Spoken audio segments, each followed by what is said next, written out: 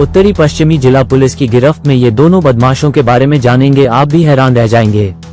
जी हां, ये दोनों बदमाशों में से एक बदमाश की महीने की 1 लाख रुपए से ऊपर कमाई है।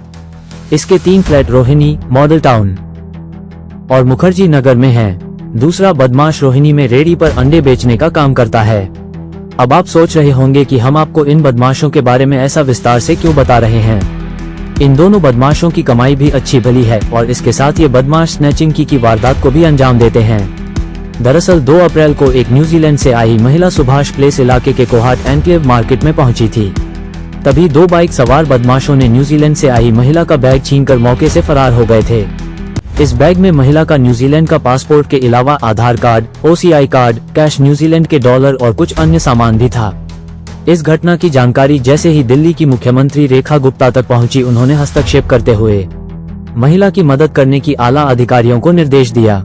पुलिस तुरंत हरकत में आई। हालांकि पहली नजर में मामला काफी पेचीदा था, परंतु पुलिस ने कई दर्जनों CCTV खंगालने के बाद पुलिस के हाथों कामयाबी लगी और पुलिस ने पहले करण भसीन तक पहुंची और उसके बाद दूसरा आरोपी मोनू उर्फ रघु तक पहुंची। पुलिस ने इन दोनों आरोपियों को गिरफ्तार कर लिया है। बताया जाता है कि करण भसीन एक अच्छे परिवार से ताल्लुक रखता है और उसके 3 फ्लैट हैं, एक रोहिणी सेक्टर 24 में, दूसरा मॉडल टाउन और तीसरा मुखर्जी नगर में है। आरोपी की महीने में कमाई 1 लाख रुपए से ऊपर है और आरोपी को बलात्कार के मामले में सजा भी हो चुकी है। वह नशे का आदी है। घर वालों ने आरोपी को पैसे देने बंद कर दिए थे, जिसके चलते वो स्नैचिंग की वारदात को अंजाम देता था। दूसरा आरोपी मोनू उर्फ रघु रेई पर अंडे बेचता है। वो करण के साथ स्नैचिंग की वारदातों को भी अंजाम देता। ये लोग ध्यान में रहते हैं। 18 ईयर पहले ही लोग हस्बैंड वाइफ मूव करके थे, वहाँ पे बिजनेस भी करते हैं, हस्बैंड डॉक्टर। तो ये अपना बैंक से कुछ कैश निकाल के जा रही थी, उसी समय इन 2 लड़कों ने इनका बैग छीन लिया और जिसमें इनका OCI card, passport, Aadhaar card और पैन कार्ड और अदर डॉक्यूमेंट्स, कुछ डॉलर्स, कैश और इनके बैंगल्स भी। तो केस की इम्पोर्टेंस ये है कि इनके जो OCI कार्ड और पासपोर्ट था वो बड़ा क्रूशियल है इनके, क्योंकि उसके बिना इनको वापस अपने न्यूजीलैंड में जाने का प्रॉब्लम थी। तो हमने टीम को लगाया, जिसमें SHO महेश, NSP के Rohit, sub inspector, SI WSI Radha, ASI Shashi, head constable Darvesh, head constable Manoj, head constable Santosh, constable Mohit and constable Shyam. ये टीम है। इसमें 2 बाहर मुलजिम के साथ हैं, आप उनका भी विजुअल ले सकते हैं। इन्होंने काफी मेहनत और इंटेलिजेंट वर्क किया है। ये जो दोनों क्रिमिनल्स हैं, जिनमें एक का नाम करण भसीन है और दूसरे का मोनू एलियस प्रभु। भसीन काफी शातिर है, वेल टू डू फैमिली से है, इनके रेंटल इनकम भी आती है। बट ये कुछ साल पहले एक रेप के केस में अरेस्ट हुआ था। उसके बाद में शायद ड्रग एडिक्ट बन गया, वालों ने इसको पैसे देने बंद कर दिए। तो अब ये मंडी में नौकरी करता है, जैसे ही बता रहा है, और अपनी ड्रग जो स्मैक वगैरह लेता है उसकी वो पूरा करने के लिए ये दोनों स्नैचिंग करते हैं। और इन्होंने इंटरोगेशन में बताया कि इन्होंने लगभग 25 से 30 वारदात पिछले दिनों में की है और ये पकड़े नहीं गए। हमारी इंटरोगेशन से इस केस के अलावा 4 केस और वर्कआउट हुए, जिसमें 2 सुभाष प्लेस के हैं और 2 कीर्ति नगर थाने के, वेस्ट डिस्ट्रिक्ट है। तो इनका area of operation outer north, outer district, Rohini, north west, west, इस इलाके में घूमते हैं। और यूनिक अपनी एक जो तरीका है उसको अपनाते हैं, जिससे कि पुलिस की पकड़ में ना आए। ये क्या करते हैं कि एक तो नंबर प्लेट को बैन कर लेते हैं और रियर नंबर प्लेट को उतार देते हैं, हेलमेट कभी नहीं उतारते। और CCTV फुटेज से बचने के लिए बड़े व्हीकल के पीछे चलते हैं, जैसे कि बस, ट्रक या किसी व्हीकल के पीछे चलते हैं। और इस तरह के मतलब इन सभी चीजों के प्रति कॉन्शियस रहते हैं कि हम कहीं CCTV फुटेज में ना आ जाए, हमारा कहीं नंबर ना आ जाए, हमारी कहीं शक्ल ना आ जाए। बट हमारी टीम ने इनको बहुत लंबा ट्रैक किया, रजौरी गार्डन के आसपास तक जब पता चल गया कि यहाँ तक आया है मोटरसाइकिल, उसके बाद उसको बैक ट्रैक किया, वापस सीसीटीवी फुटेज चेक किए, रिठाला तक किए, और किसी एक पॉइंट पे इन्होंने हेलमेट उतारा और अपनी नंबर प्लेट को सीधा किया, जो कि ये अपने इलाके में जाके करते हैं। ये सेक्टर 24 और 25 में रहते हैं, रोहिणी में। तो उससे क्लू मिला, नंबर प्लेट के सिर्फ डिजिट मिले, उसी से इन्होंने फिर पूरी डिटेल्स निकाली, परम्यूटेशन लगाए और उन सारे व्हीकल्स पे काम किया, और फाइनली सक्सेसफुली इन्होंने इन दोनों को गिरफ्तार कर लिया। इनसे उसके OCI कार्ड, पासपोर्ट, कुछ डॉक्यूमेंट्स, बैग, ये सब मिल गया, जो कि इन्होंने रजौरी गार्डन के पास एक ड्रेन में फेंक रखा था।